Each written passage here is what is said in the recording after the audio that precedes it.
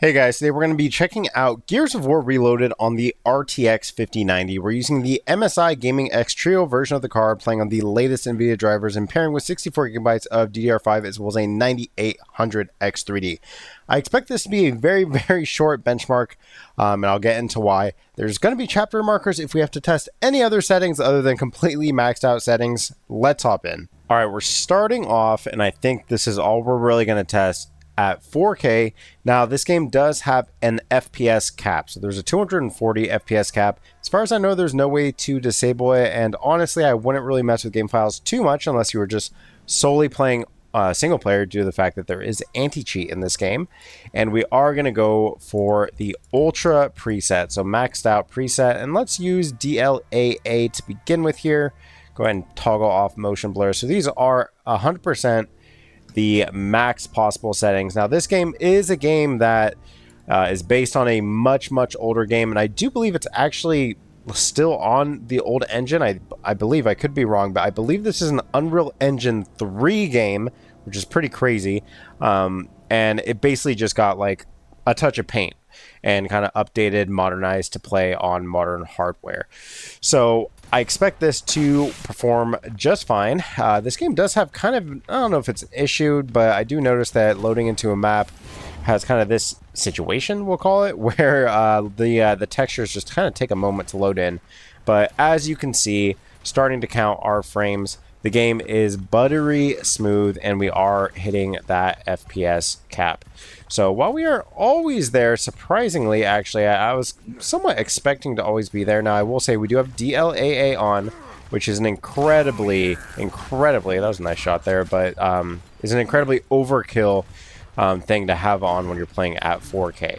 You know, 4K, typically you really don't need any anti-aliasing. So you can see we are getting 240, so that's evident. Now, if we did go ahead, probably what I would likely play on, I'd probably play right about here, honestly. The DLAA just makes it look a little bit sharper, but honestly, you don't even need any sort of anti-aliasing when you're playing at 4K, especially on this particular title when you're playing at 4K, because this game just, like, I don't know what it is. I've mentioned it in some of my other benchmarks, but this game does kind of just, like, for some reason, kind of natively draw the pixels, excuse me, in a way that kind of like eliminates the need for any anti-aliasing. It seems to kind of like just natively handle it in a way that, you know, especially at 4K, in a way that like really doesn't cause any sort of major issues here.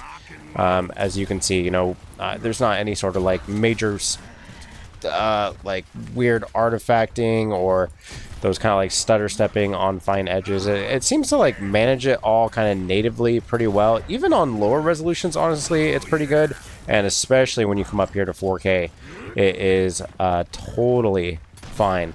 So not that it's a huge surprise. I mean, this game, in my opinion, it does look really great. So it's not nothing that it is like, you know, drawing these graphics and rendering it so smoothly. It's not like, you know, I'm not impressed or anything. But I do have to say, you know, that's one of the nice things about a 5090, and part of the reason that I didn't test the GPU towards the beginning of this game's release is I kind of assumed that people with 5090s, they really just hop in, and I don't think they're really waiting for benchmarks. If anything, maybe they're watching benchmarks just to say, oh yeah, that's my GPU, look how great it's doing, but isn't really as like useful to you know, someone kind of looking to see, oh, what kind of performance can I expect? Well, the performance that you can expect is basically the best performance that's available. So the 240 FPS cap, if you didn't know that that was a thing in this game, it is, which is a bit unfortunate, but 240, if there is going to be an FPS cap, a 240 FPS cap is pretty freaking high. So it is nice to see that it is, you know, so high here. As, oops, I didn't realize I was the last one alive there. But anyways, really short video. Looks like we're under 5 minutes right now for the entire recording.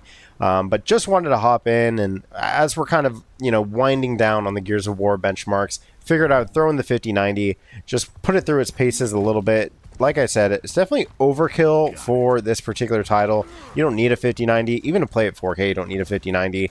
And, you know, I understand, you know, people wanting to play at high FPS, especially in a competitive game like this. And I will say, as someone who Played a ton of Gears of War when I was a kid on the Xbox 360. Come in here and seeing it at native 4K resolution at a high frame rate is pretty amazing. But you can really get this kind of performance on much, much lower end cards and get very, very similar looking picture.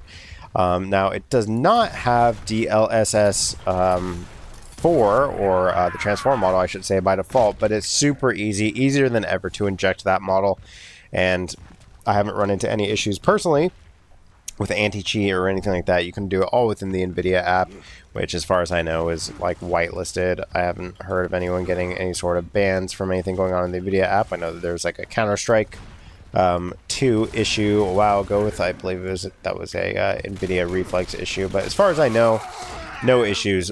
Just implementing a different DLSS model like what you may want to do in this particular situation. But honestly, with a 5090, you don't even need DLSS to begin with, so not a huge concern regardless. Anyways, guys, that's been it for Gears of War Reloaded on the RTX 5090.